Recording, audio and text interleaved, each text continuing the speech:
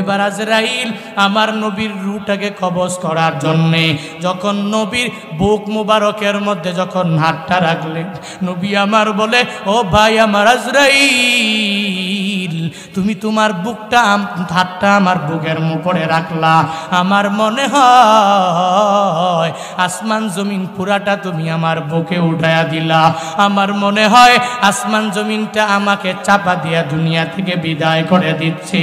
ও আজরাইল রে, এরকম কি আমার উম্মতের বেলায় এত কষ্ট হয়ে যাবে? এরা তো মৃত্যুর যন্ত্রণাটা সহ্য করতে পারবে না, সহ্য করতে পারেও না রে। এরা কি এদের বেলা আজরাইল এমন আচরণ তোমরা করবা?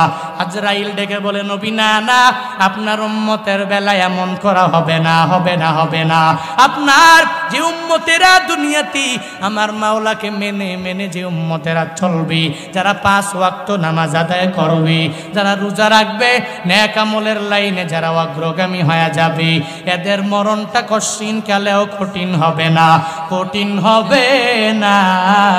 একটা ছোট্ট বাচ্চা মায়ের কোলে যেরকম ভাবে কত আরাম করে দুধ খায়, দুধ খাওয়ার সময় ওই ছোট্ট বাচ্চা যেরকম কোনো চিন্তা নাই, কোনো টেনশন নাই, একজন মুমিনে কামেল যেই বান্দা হয়ে যাবে, তার মরণের সময়ও ঠিক ওই ছোট্ট বাচ্চাটার যেরকম কোনো টেনশন হবে না, তার মরণের সময়ও ওই মুমিন এতটুকু পরিমাণও টের পাবে না। তবে হা হা, দুনিয়াতে হুজুরের কথা শুনে শুনে যারা নামাজ পড়লো না, রোজা রাখলো না, নেক আমলের লাইনে অগ্রগামী হয়ে গেল না রে, যারা দুনিয়াতে হুজুরের কথাটা মানে নাই, হুজুরের কথা কান দিয়ে এক কান দিয়া ঢুকাইয়া আর এক কান দিয়া যারা বের করে দিল, এদের বেলায় আমার মাওলা এত পরিমাণ রাগান্বিত হয়ে যাবে। আজরাইল ডেকে বলে, ও পয়গম্বর, ওই মরণের সময় এদের এত পরিমাণ কষ্ট হয়ে যাবে জাননি? বলে কি কষ্ট হবে?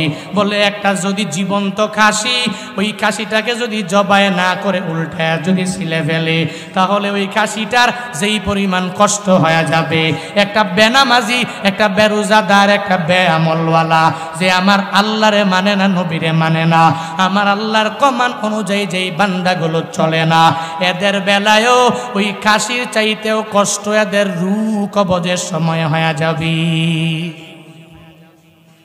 নাউজুবিল্লাহ পড়বেন না? আরো জোরে পড়বেন না? আরো জোরে পড়েন না, নাউজুবিল্লাহ। হ্যাঁ,